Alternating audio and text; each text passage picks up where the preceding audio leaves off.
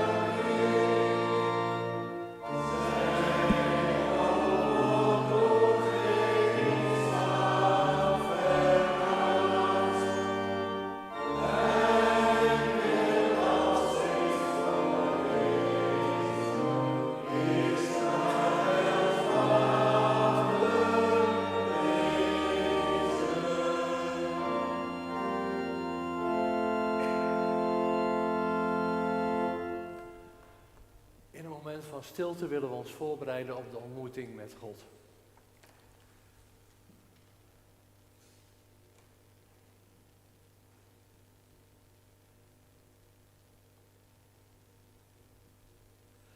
Onze hulp is in de naam des Heeren die hemel en aarde gemaakt heeft, die trouw houdt tot in eeuwigheid en nooit laat varen de werken van zijn handen. Genade zij u en vrede van God onze Vader en van onze Heer Jezus Christus door de Heilige Geest. Amen. U mag gaan zitten en we zingen opnieuw uit Psalm 121 en nu vers 3 en vers 4. Oh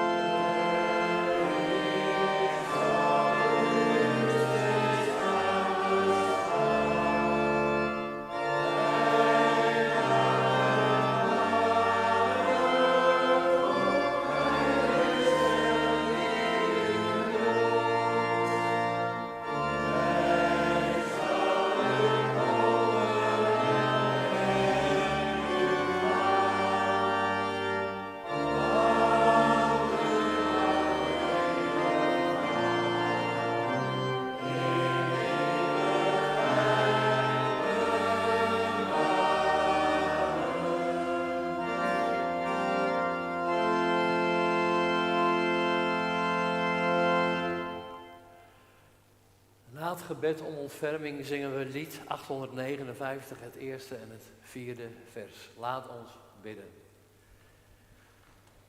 Heer onze God, het eerste dat wij in deze dienst tegen u moeten zeggen is dat wij ook in de afgelopen week vaak niet waren wie we hadden moeten zijn.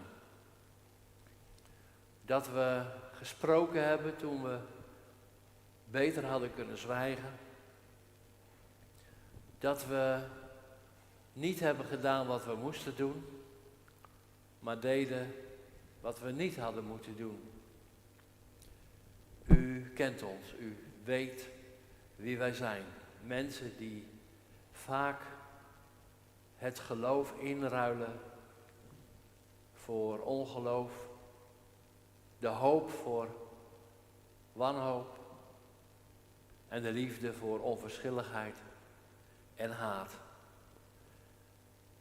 En dat terwijl wij geroepen zijn om lichtend licht en zoutend zout te zijn. Daarom bidden wij u. Heer, wilt u zich over ons ontfermen? Wil ons onze zonde vergeven? Wil ons vernieuwen door de kracht van uw Heilige Geest? Wij vragen u dat in Jezus' naam. Amen.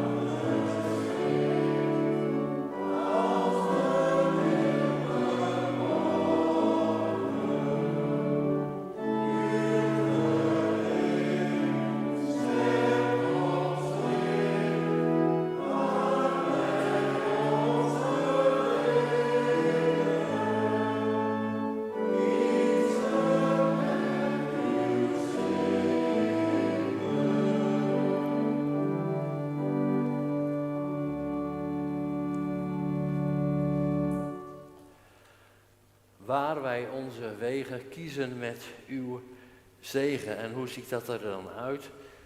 Nou, dat staat onder andere in de brief van Paulus aan de Efeziërs. En daarvan lees ik u een aantal versen, het hoofdstuk 6, vers 10 tot en met 18. En daar staat: ten slotte, zoek uw kracht in de Heer, in de kracht van zijn macht. Trek de wapenrusting van God aan, om stand te kunnen houden tegen de listen van de duivel. Onze strijd is niet gericht tegen mensen, maar tegen hemelse vorsten, de heersers en de machthebbers van de duisternis. Tegen de kwade geesten in de hemelsferen. Neem daarom de wapens van God op, om weerstand te kunnen bieden op de dag van het kwaad. Om goed voorbereid stand te kunnen houden. Houd stand met de waarheid als gordel om uw heupen. De gerechtigheid als harnas om uw borst. De inzet voor het evangelie van de vrede als sandalen aan uw voeten. En draag bovenal het geloof als schild, waarmee u alle brandende pijlen van hem die het kwaad zelf is, kunt doven. Draag de helm der verlossing en als zwaard de geest, dat wil zeggen Gods woorden. Laat u bij het bidden leiden door de Geest. Iedere keer dat u bidt, blijf waakzaam en bid voortdurend voor alle heiligen. Tot zover de lezing uit Efeze. Wij zingen nu lied 727, vers 3, 5 en 10.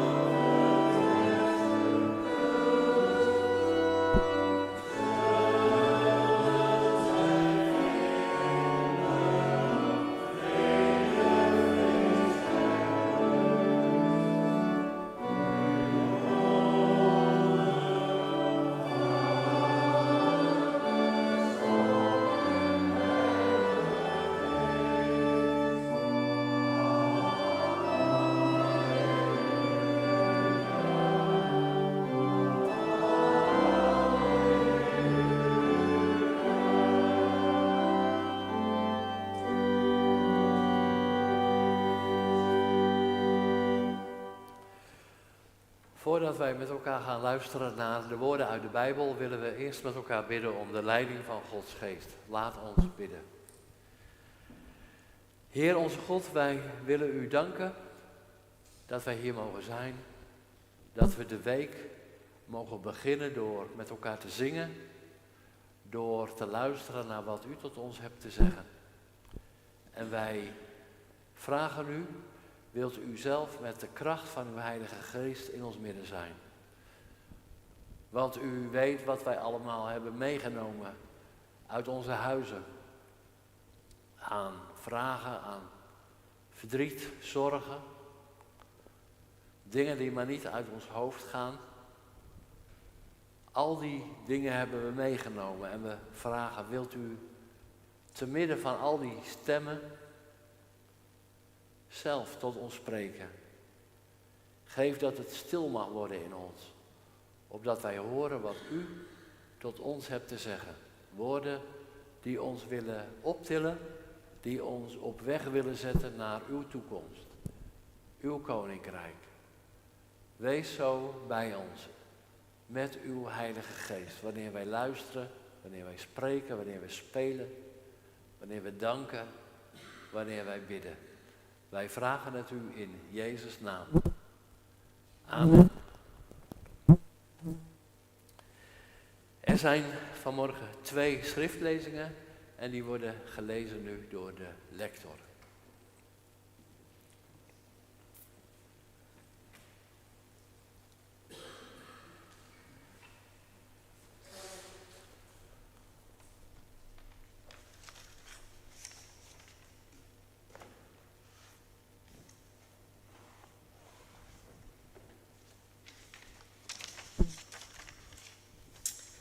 Van je lezen uit Genesis 32, de versen 23 tot 32. Het was nog nacht toen Jacob opstond en de Jabok overstak op een doorwaadbare plaats. Samen met zijn beide vrouwen, zijn 2 bijvrouwen en zijn 11 zonen. Nadat hij hen over de rivier had geholpen, bracht hij ook al zijn bezittingen naar de overkant. Maar zelf bleef hij achter, helemaal alleen.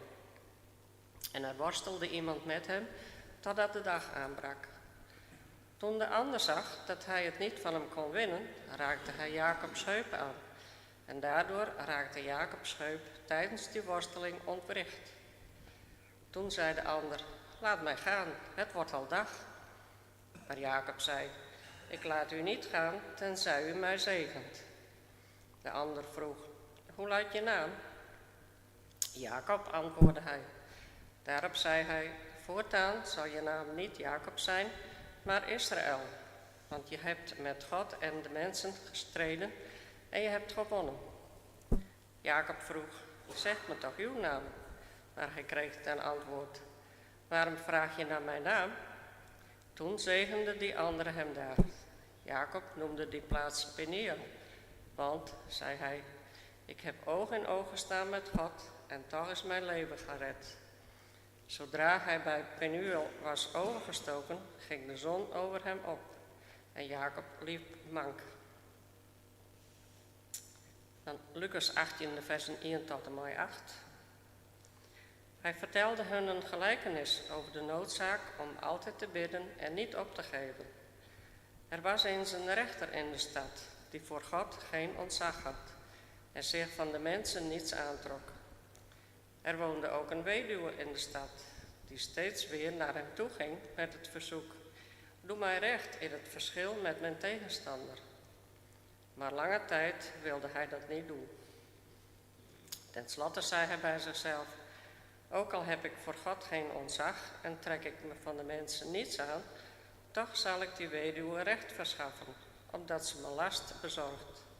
Anders blijft ze eindeloos bij me komen en vliegt ze me nog aan. Toen zei de Heer, luister naar wat deze rechter zegt, al minacht hij ook het recht. Zal God dan niet zeker recht verschaffen aan zijn uitverkorenen, die dag en nacht tot hem roepen? Hij hoort hen immers geduldig aan. Ik zeg jullie dat hij hun spoedig recht zal verschaffen. Maar als de mensenzoon komt, zal hij dan geloof vinden op aarde?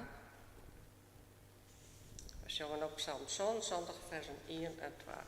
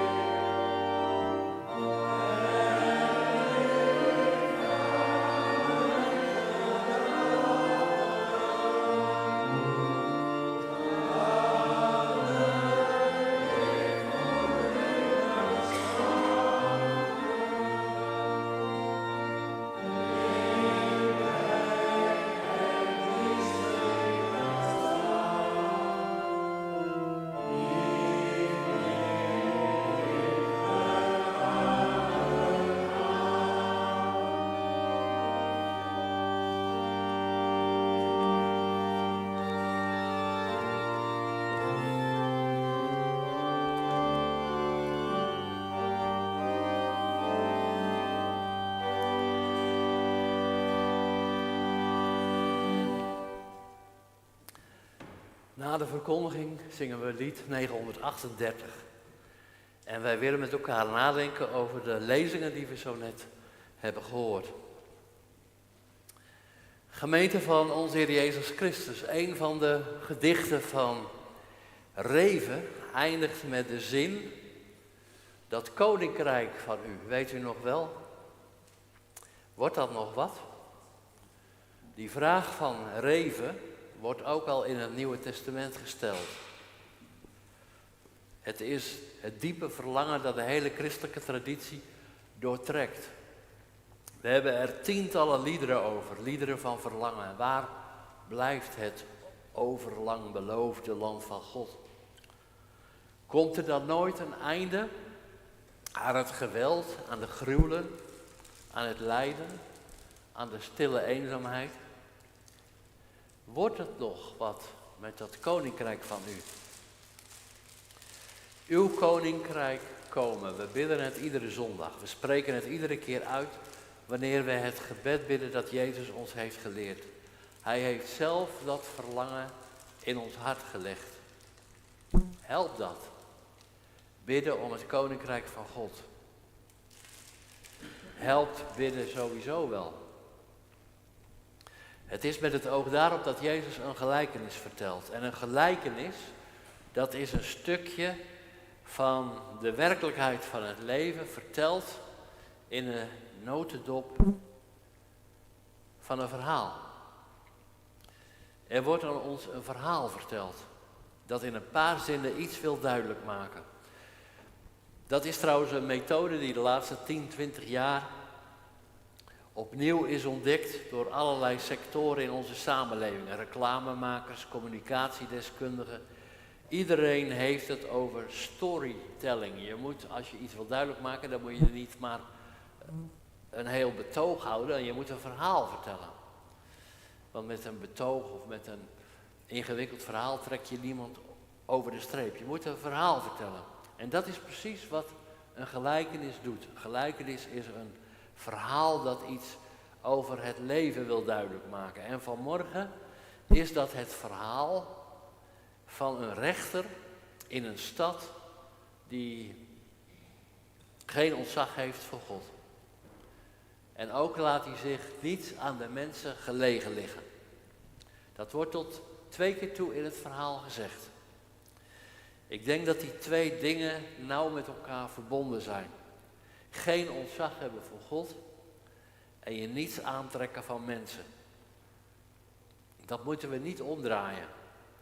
Het is niet zo dat mensen die wel ontzag hebben voor God zich wel altijd iets aan mensen gelegen laten liggen. Maar zij weten en wij weten dat er dan iets niet klopt. Want ontzag hebben voor God en aandacht hebben voor de mensen om je heen, dat hoort bij elkaar. Het is de samenvatting die Jezus geeft van de 10 geboden. God liefhebben en daaraan onlosmakelijk verbonden de naaste. Maar deze rechter heeft geen aandacht voor de mensen. Ze laten hem koud. Hij heeft zijn eigen leven. Hij heeft aan zichzelf genoeg. In zijn wereldje passen nog God, nog anderen. Het is een manier van leven die in onze westerse samenleving inmiddels sterke papieren heeft. Het gaat om jou. Het gaat om jouw geluk. Het gaat om jouw leven. Het gaat om wat jij wilt. Je hoeft je van een ander niks aan te trekken. Je moet leren van jezelf te houden en het met jezelf uit te houden. Dat is waar, maar voor veel mensen betekent het dat ze zich opsluiten in een behagelijke kokon van tevredenheid, in volstrekte afzondering van anderen. Als je tegenwoordig de witte schimmel, zoals dat wel heet, ziet, die uitbreidingen bij heel veel Friese dorpen, dan zie je niet alleen van die potsierlijke grote huizen vaak, maar om die huizen heen komt dan ook nog eens een hek. Een hoog hek, dat je er net niet overheen kan kijken. Want mensen willen niks meer te maken hebben met anderen. Want anderen kunnen al heel snel de behagelijkheid verbreken. Als ze een appel doen, als ze om hulp vragen. En zo staat daar deze rechter voor ons. Hij laat zich niet aan de mensen gelegen liggen. En ook al heeft hij dan geen ontzag voor God, hij is geroepen om recht te spreken. Hij is in deze wereld de enige instantie die kan zeggen wat recht is en wat onrecht is. Hij is geroepen om de waarheid boven tafel te krijgen. Want er is natuurlijk een waarheid. Er wordt tegenwoordig heel vaak gezegd, ja, de waarheid, nou dat is echt maar een mening. Kes overal oors oetinken. Ja, maar 1 en 1 is 2 en niet 3. Er is nu 1 keer waarheid en leugen. En wat die rechter moet doen, is om de waarheid boven tafel te krijgen. En dan is daar die weduwe. Hier wordt niet voor niets gesproken over een weduwe.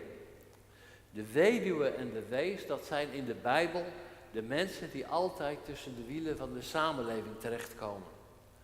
De zwakken, mensen in de marge van de samenleving. Zij hebben vaak, als het erop aankomt, niemand die het voor hen opneemt. Ze kunnen alleen maar leven bij de gratie van het recht. Van de rechter die zorgt dat er recht geschiedt.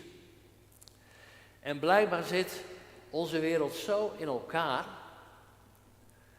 dat de rechter het er voortdurend bij laat zitten.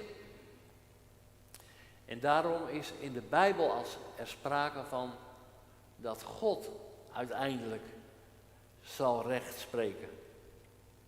Hij beschermt de weduwen en de wezen.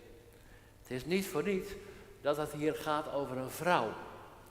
Deze weduwe staat model voor de gemeente, voor de christelijke kerk.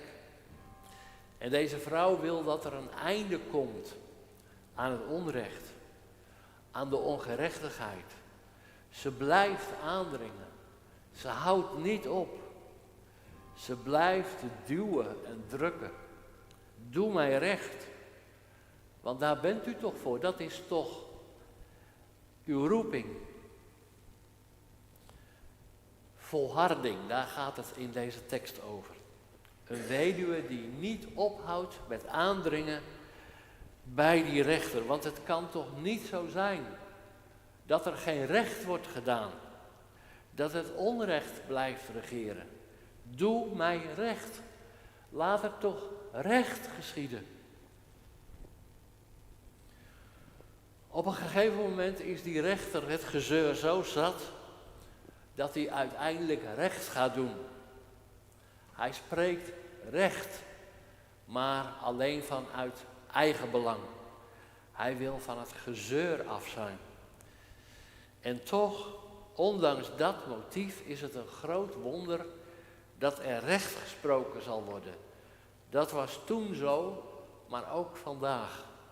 Het is een groot wonder dat er in onze godvergeten wereld, waar bijna iedereen gaat voor zijn eigen belang, voor zijn eigen geluk, dat er ook wetten zijn en regels en rechtspraak en dat er recht wordt gedaan in het groot en in het klein. Daar staan we misschien wel niet zo bij stil, maar op die manier wordt door het gewone recht iets zichtbaar van Gods recht, van Gods werkelijkheid, van Gods regering. Niet omdat de rechters zo goed zijn, maar vanwege hen die blijven aandringen op gerechtigheid. En het recht en de gerechtigheid zijn van onze God. Er zit in deze gelijkenis nog een laag. Maar die noem ik aarzelend. Voor onze ervaring staat de verhouding van deze weduwe tot die onrechtvaardige rechter model voor de relatie van de gemeente tot God. Daarmee is niet gezegd dat die onrechtvaardige rechter God is, integendeel. Onze God is immers de God van het recht en de gerechtigheid. Maar heeft God voor onze ervaring heel vaak ook niet de trekken van deze onrechtvaardige rechter? Het lijkt er immers op dat hij heel vaak niet hoort. Het lijkt erop dat de jammerklachten van zijn gemeente hem koud laten. Alsof hij zich aan de mensen niets gelegen laat liggen. Grillig, onberekenbaar, doof. God is voor onze ervaring heel vaak lijkend op deze rechter die maar niet in beweging komt. Die niet luistert naar ons schreeuwen in de nacht. Dat je wel bidt, dagen en misschien weken lang, maar dat je het idee hebt dat de woorden die je uitspreekt niet verder komen dan jouw eigen begrensde lijf. Dat je wel zingt over vreugde, maar dat je er helemaal geen blijdschap bij voelt. Wij hebben vanmorgen ook uit Genesis gelezen, dat wonderlijke verhaal over Jacob in gevecht. Hij wordt tegengehouden. Een gevecht van wat eigenlijk? Jacob die met zichzelf vecht? Ja, dat ook. Maar dat is niet de kern van het verhaal. Natuurlijk, wij vechten ook allemaal voortdurend met onszelf, met onze slechte karaktereigenschappen. Met de teleurstellingen die zich voordoen in ons leven. Met het verdriet dat steeds naar boven komt. Met de eenzaamheid. Met onze onvervulde verlangens. Maar hier vecht een mens met God. Want in het leven van Jacob is het allemaal heel anders gegaan dan hij zelf heeft gewild en gedacht. Hij krijgt geen kinderen bij de vrouw waar hij verliefd op is geworden, Rachel, maar bij Lea.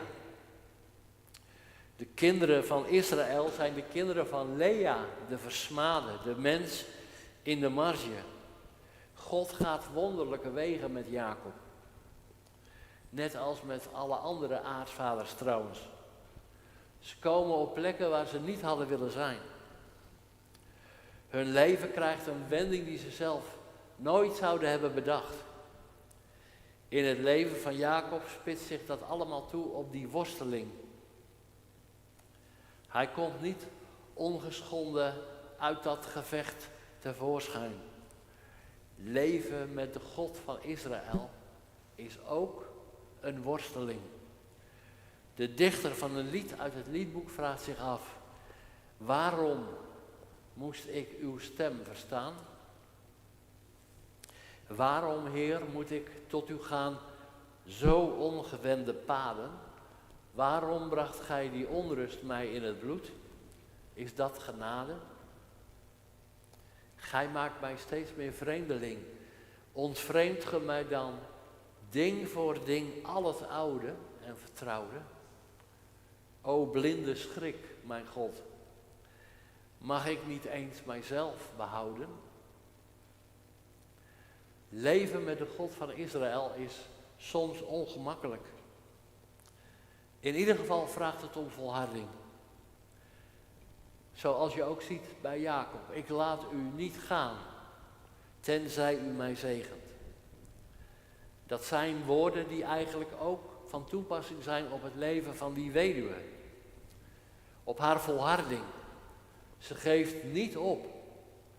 En daarmee staat ze symbool voor het volk van God.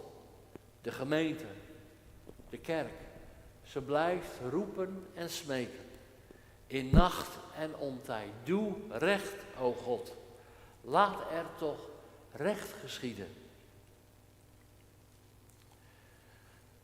De gelijkenis eindigt met een vraag van Jezus die alles op scherp zet. En die vraag komt er bijna fluisterend uit.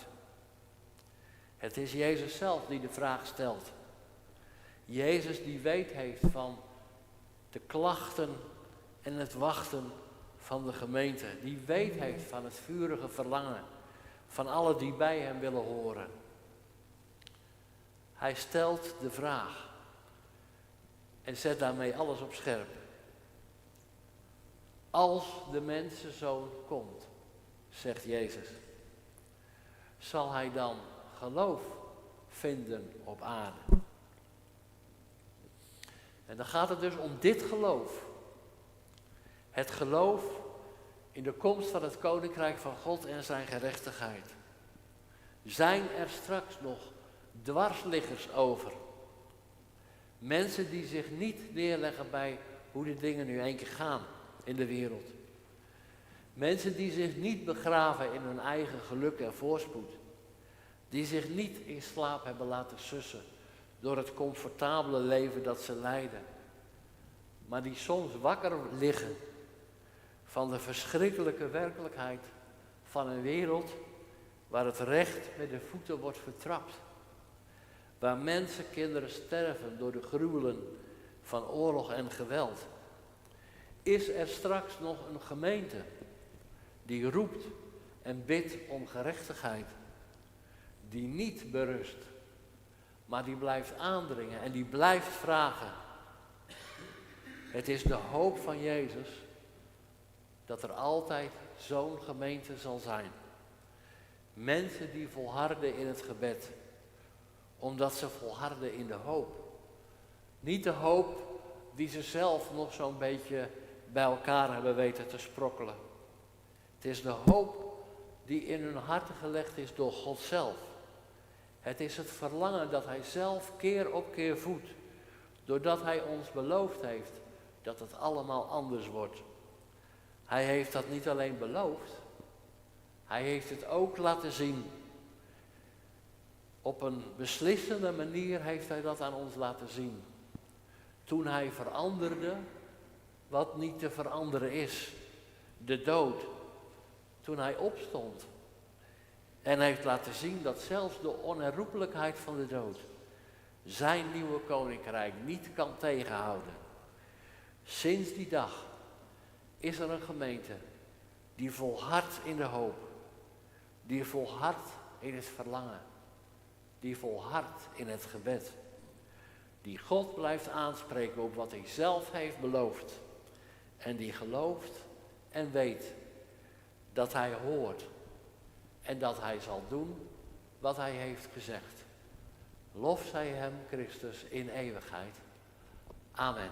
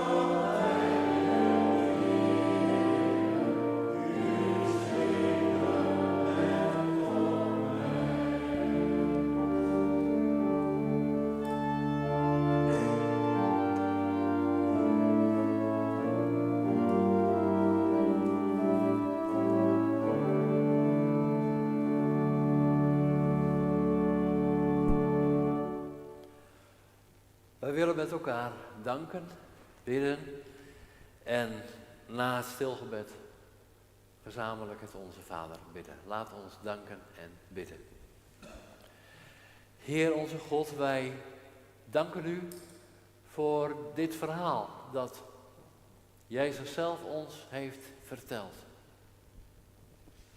Over die vrouw die maar blijft zeuren, die maar blijft aandringen, opdat er recht zal geschieden.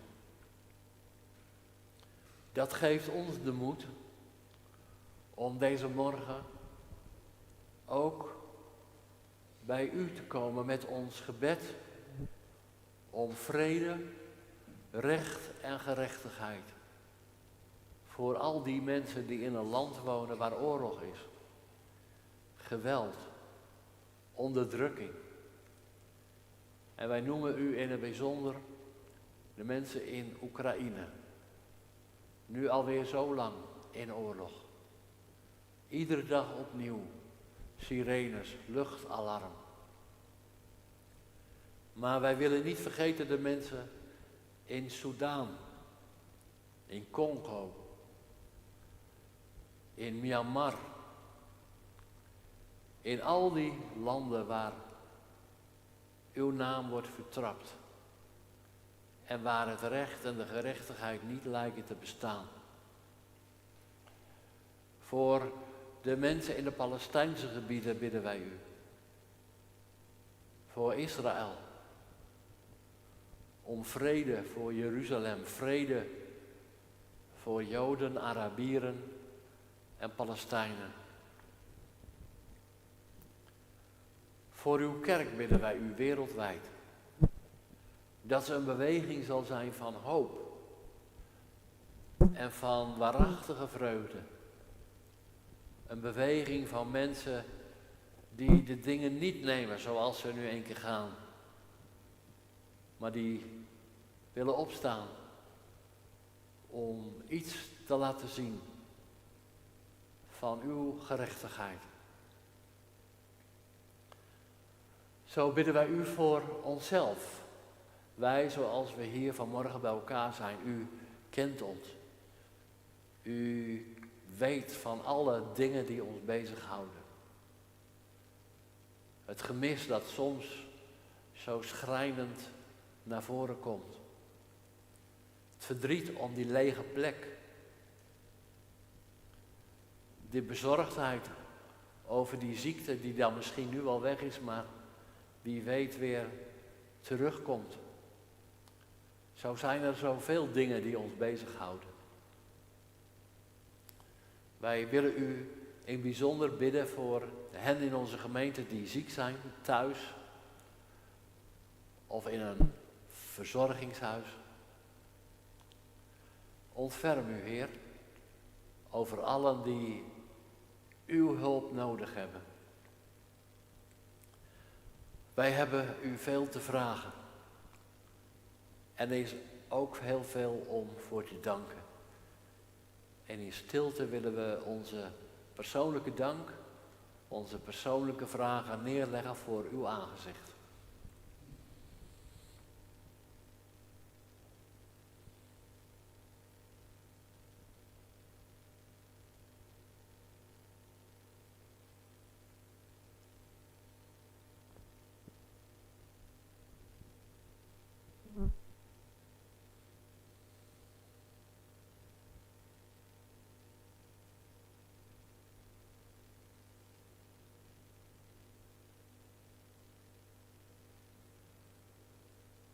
Wij danken u dat u een God bent die hoort, ook als wij geen woorden hebben om tot u te spreken. Hoor ons ook wanneer wij tot u bidden. Onze Vader, die in de hemelen zijt, uw naam wordt geheiligd, uw koninkrijk komen, uw wil geschieden, gelijk in de hemel als ook op de aarde. Geef ons heden ons dagelijks brood en vergeef ons onze schulden, gelijk wij vergeven onze schuldenaren. En leid ons niet in verzoeking, maar verlos ons van het kwaad. Want van u is het koninkrijk en de kracht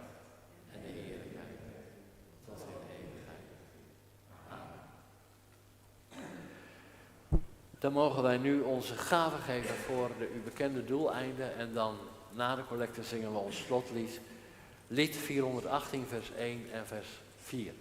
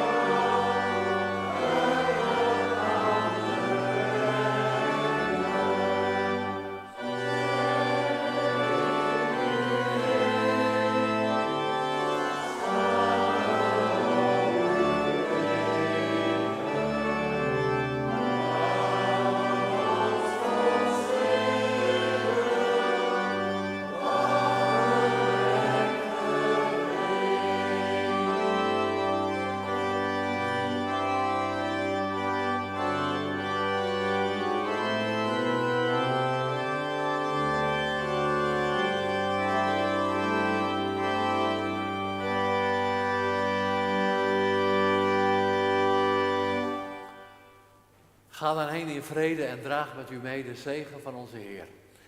De genade van onze Heer Jezus Christus, de liefde van God en de gemeenschap van de Heilige Geest, zij met u allen.